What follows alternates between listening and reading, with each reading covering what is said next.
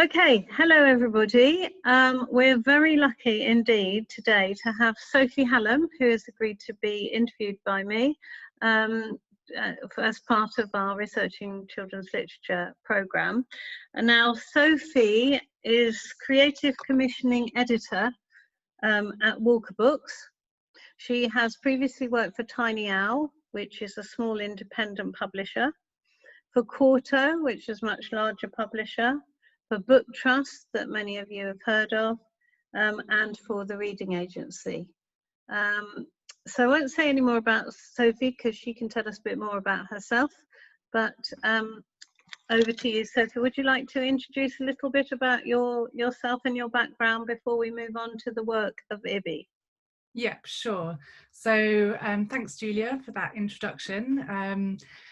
As you say, I've been working in children's books for about 10 years or so. I actually started off in adults books, like coffee table books, and I edited a book all about children's books and illustration, and that really got me into the world of children's books and art and narrative. And I went to Goldsmiths for my BA and studied media and communications, and I specialised in illustration, and I focused on children's books then too. So after my kind of first job in adults books, and I realised that children's books was really where I wanted to be, and I started a master's at Roehampton. It would have been Goldsmiths, but Goldsmiths wasn't doing the course at that point. Yeah, we weren't up and running then. No, which is a shame because I'm literally around the corner. So I schlepped it up to Roehampton twice a week, and I did an MA in children's literature and also a postgraduate certificate in English education, because I was really interested in the process of how children learn to read as well as what they read. And whilst I was there, I was introduced to IBBY. IBBY UK, because they run they ran a yearly conference at Roehampton, which is now run at CLPE in central London, which I'm sure many of you will know. So Sophie, can you explain to the students, so this is why I've asked Sophie, she's going to talk about the work of IBBY. Could you just flesh out the full term in what it stands for? Yes, so IBBY stands for the International Board of Books for Young People, and it was set up by a woman called Jelle Lettmann. She was a German author and translator who fled Nazi Germany in 1936. And when Germany lost the war, she returned to work there to work with children who were recovering from the impact of that experience. And she believed that, as well as food and shelter and nurturing, children really needed books, and they were a good way to discuss different topics, to bridge understanding, and to help children feel connected to one another. Gosh, I didn't know that. So it started out as a sort of bibliotherapy, really, didn't it? Yes, completely. Yeah, absolutely. That's really kind of the founding basis of it. And then she then invited 20 countries to send collections of books that would tour across Germany. And actually one country, I think it was Belgium, said, no, Germany's our enemy, we're not going to send any books there. But actually she said, look, this is a real way that we can kind of get to know each other and make sure that, we can try and build understanding through books, so please send them, and eventually they did. And then she did a travelling exhibition of something like 3,000 books that children could come and see. I've got a couple of pictures actually that I'll see if I can just share with you. I don't know if that's going to work, but if you can see that's a few pictures of children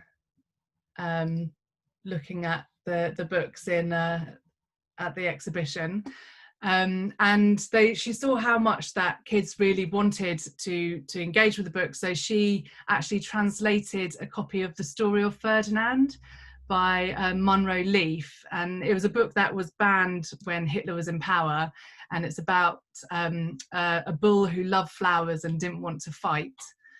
So if you haven't read that one, it's well worth it. I think it's been recently republished or something, hasn't it? Probably has. News, yes. Yeah. Yes. I think it's going to be a film or something as well, or an animation. Maybe that's it, yes.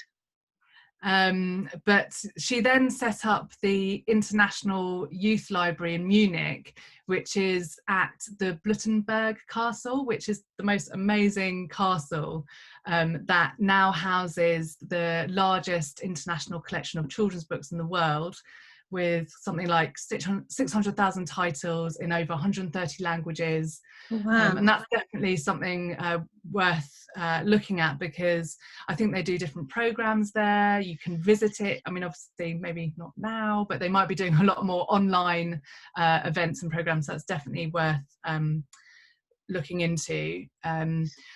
So when the pandemic's over, I think we need a MA Children's Literature trip to Munich to look at that. Definitely. I desperately want to go. I haven't been yet. But then, so after she'd done all this work, she organised a conference that led to the formation of IBBY, and invited different countries to join. So now there are over 80 countries, and from Afghanistan to Zimbabwe, that work together to share knowledge and to support international understanding through children's literature.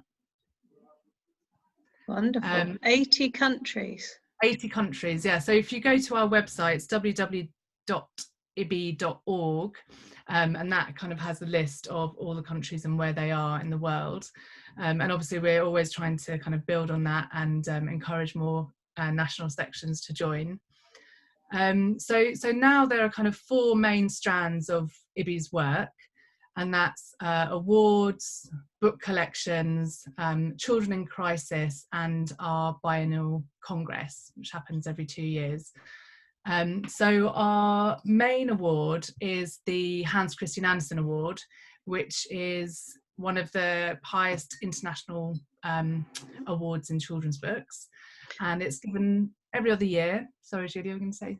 I'm just taking us out of the picture so that we can see the screen of your PowerPoint properly. Lovely. Okay, go on. Okay.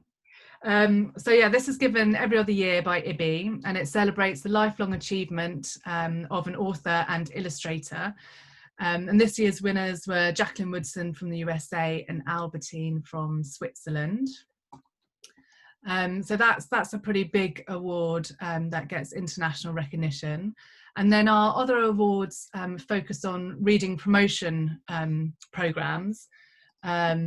So we've got the IBBY Asahi Award and the IBBY iRead. The first is presented to a group or institution, and the second to an individual, and both assess kind of activities that are judged to be making a lasting contribution to reading promotion. So those are our kind of major awards that we focus on every couple of years. Fantastic. And then another big focus is are our international book collections, and these are shared in print, online, or as permanent or travelling exhibitions. The IBBY Honour List is a biennial selection of outstanding recently published books from around the world. Every national section submits 3 titles honouring writers, illustrators and translators, and then they're kind of compiled into this lovely book, which you can also download from the website as a PDF. And it's just an amazing resource of basically the best books from 80 plus countries around the world. And, you know, whilst it might be difficult to access some of them, you know, I think if you're doing a research project, or if you wanted to learn more about the different books from different countries, you could talk to the actual national section and see if you could find a way to get those books. That's or even fantastic. And then the next collection is held at Toronto Public Library, and this is a collection of books for young people with disabilities. And there are different types of books. Some are kind of special formats with braille, tactile books. Some are books that kind of specialise in different fonts or ways of presenting text for children with reading difficulties, but also titles that positively represent disabled characters in children's books. So again, like the honour list, each national section will choose their best titles of the last 2 years or so, and then these titles will be again collected into a booklet, which again is accessible as a PDF, and then the whole collection from, you know, I don't know how many years it's been running, a long time, is held at Toronto Library in Canada. Wonderful. And then there's just one other one I wanted to tell you about, which is actually a wordless book collection. And this was initiated by IBBY Italia in response to the refugee crisis in Lampedusa. And they created the first wordless books library to be used by residents and refugee children there. And this has really grown, and there's a collection now, I think, of at least over 200 wordless books. Excuse me, which can be a really great resource to kind of research. I mean, they're fascinating. And so you can find those on our website as well.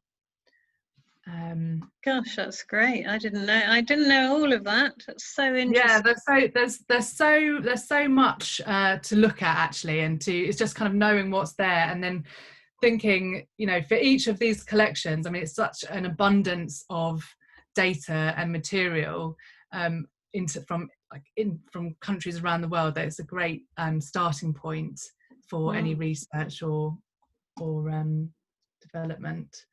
And then another major part of our work is the IBBY Children in Crisis Fund, and this supports children whose lives have been disrupted by war, civil disorder or natural disasters. So recently we've sent books to libraries that are being rebuilt in Beirut. We've been sending books to Gaza for a long time, and in El Salvador and Mexico, to name a few.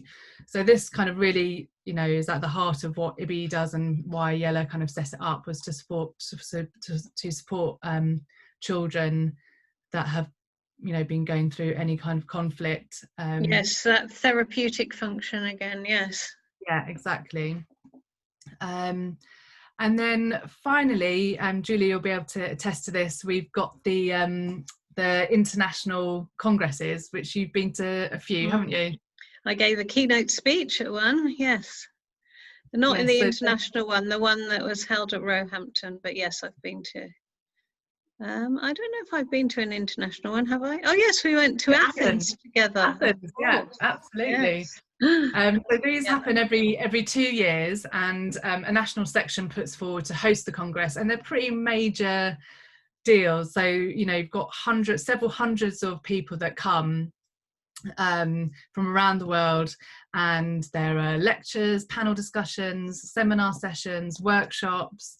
You know, it's a real kind of like hub of activity for anyone involved in children's books. Yes, a very buzzy place to be. And the one in Moscow was supposed to be this September, wasn't it? But it's obviously been put forward to next September.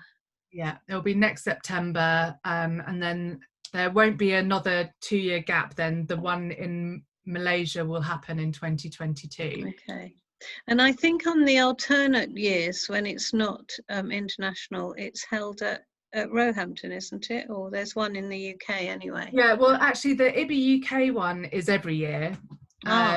So, and that's now being held at CLPE. It used to be at Roehampton, it's at CLPE now.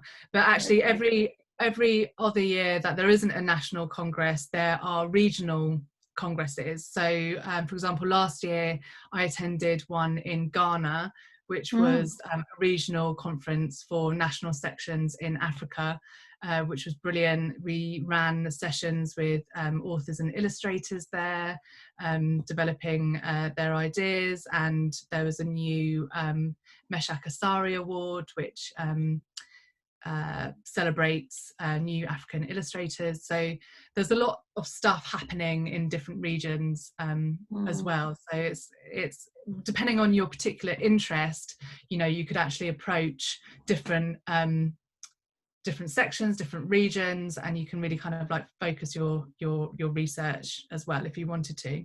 Yes, amazing. The other thing I wanted to mention was Bookbird, which you might already be familiar with. It's a journal published by IBBY quarterly, and you will be able to find it on Project Muse. So you should all have access to that. And that's got so many fantastic articles about children's literature in the international arena, and is well worth having a look. Oh, that was great, Sophie. I learnt so much. Fantastic. Bit of a whirlwind tour.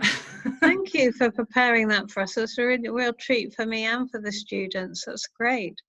And there's lots that can be, you know, extended from that brief tour. So could you just tell us about your role in IBBY, because you're a volunteer, or what's your role at IBBY? Yeah, so IBBY International is run from Basel in Switzerland, and there are actually only 3 paid members of staff that kind of pull all of this together, and then different national sections mostly are volunteers. Some are kind of connected to a children's kind of literacy or is reading development program that may be connected with the government. So for example, in France, I think it's connected to something that's already kind of run as a program, so people kind of get paid for doing this, but essentially it's voluntary, which is it's a lot of work, but it's been really worthwhile, certainly in my development in my career,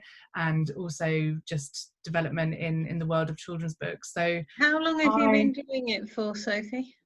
So I joined in 2014, so I found out about it at a conference at Roehampton, IBBY's conference there, and they were offering bursaries at the time to attend international congresses, and I was awarded the bursary to go to Mexico City, and which was just brilliant experience. They really know how to treat you well in Mexico. Lots of tequila and dancing and fun, so that was really good. And in fact, one of our students from the MA Children's Literature applied for a bursary to give a paper at the conference in Athens that we both went to. Ah, nice. One of the students from last year or the year before, and she came out to Athens and gave a paper, and it was all fully funded. So for any of you students, you know, that's something to look out for. Yes. Okay. Yes. It's actually, obviously it's kind of on hold at the moment, but hopefully in the future it might come back. But so after after I attended the Congress in Mexico, I was kind of really excited about what IBBY did, so I decided to join the committee in the UK. And that was basically, it's just supporting IBBY UK's activities. So they mainly contribute towards the international work of IBBY, so putting forward authors and illustrators for the Hans Christian Andersen, doing fundraising for children in crisis. We also nominate authors and illustrators for the Carnegie and Greenaway and the Book Trust Lifetime Achievement Award. But one of my main roles was to help establish the IBBY UK website. So that's kind of up and running, not without its difficulties, but it's there. And we have book reviews on there and a blog, and we're always looking for people who might want to volunteer in either writing book reviews or being involved in the website through writing blogs and just generally being a web editor. And that's a great way to kind of get involved. So for me personally, it's been a brilliant way to make contacts in the children's literature world, both in publishing and reading promotion, places like Book Trust and CLPE. And going to conferences in exotic locations, of course. Exactly, yeah, and that. So that's been great. And then in 2018, when we went to Athens, I was elected to the IBBY International committee. So that involves having meetings about twice a year. So one in Bologna and then one usually at the Congress, or if it's an in-between year, then we choose another location. So last year it was actually in China. which is great. And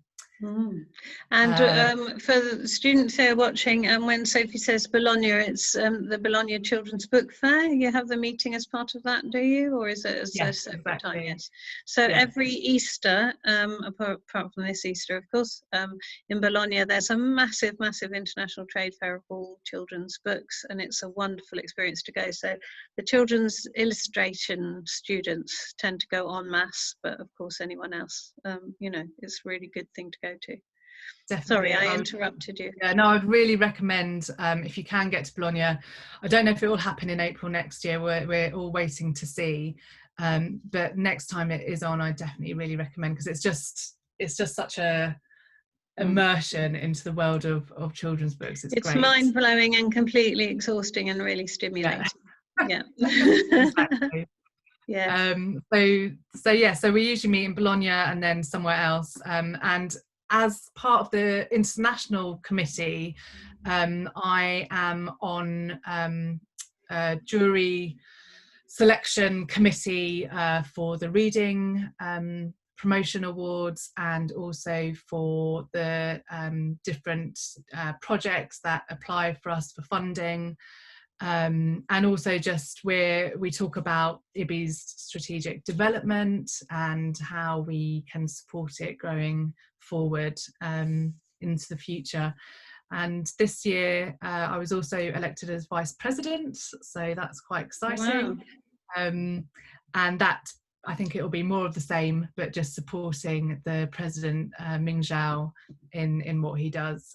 So a lot of that is kind of fundraising, trying to build our international profile, trying to get new members to join, and just helping with the kind of day-to-day running of the... Such a good organisation. I didn't realise you're a vice president. That's fantastic. I'll get your autograph later. Yeah. Yeah, they only just told me that. Oh, well, this is such a treat for us staff and students at Goldsmiths to have this interview with you, the vice president of IBBY. I should get a badge or something. Yes, definitely. So I just wondered whether you have got 5 minutes at the end just to say to students, if they're thinking about researching anything to do with IBBY or around it, what kind of avenues they could pursue. I mean, there's just so much, actually. There are so many different strands within IBBY that you could look at. I mean, you know, just going from its foundation, you could look at, you know, why and how books and translation help foster better communication between countries and people. You could analyse data from the UK and consider why such a small percentage of books from other countries are published here in comparison to others. You could review the honour list books and think about the commonalities and differences of the books that are put forward from different countries. You could analyse different representations of disability through the Toronto Book Collection, or focus on Hans Christian Andersen Award winner and the body of their work, because in fact, actually all the nominated candidates for Hans Christian Andersen Award have come with a portfolio of their life, you know, their kind of life's work. So for example, we put forward John Agard and Helen Oxenbury. So on the IBBY UK website, you'll find PDFs of which kind of summarize their life work. So if you're thinking of focusing on an author, that can be a really helpful resource.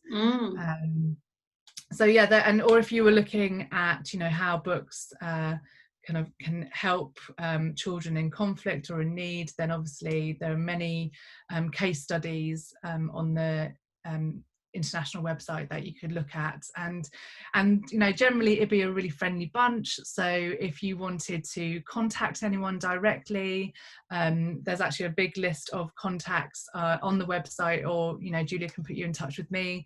And if you wanted to focus on books from Pakistan or from Iran or whatever, you could get in contact. Yes, I was thinking that. So you could research children's literature in a particular country if you were interested. Yeah. Wonderful. Yeah. What a wonderful resource. Yes. Too many things almost. There are, yes. You'd have to narrow it down very, very specifically to something that you were interested in. But it's also just useful for children's literature students to know about IBBY and the role, and you know, the resources that are available.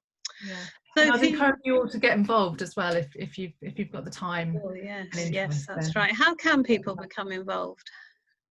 So just if you want to put them in touch with me, and then so you could either be through helping out with the website, book reviews, or joining our committee to help with what we do at IBBY UK. That would be kind of the best way to start, and also obviously attending a congress if you can in the future. Yep, going to Moscow next year, definitely.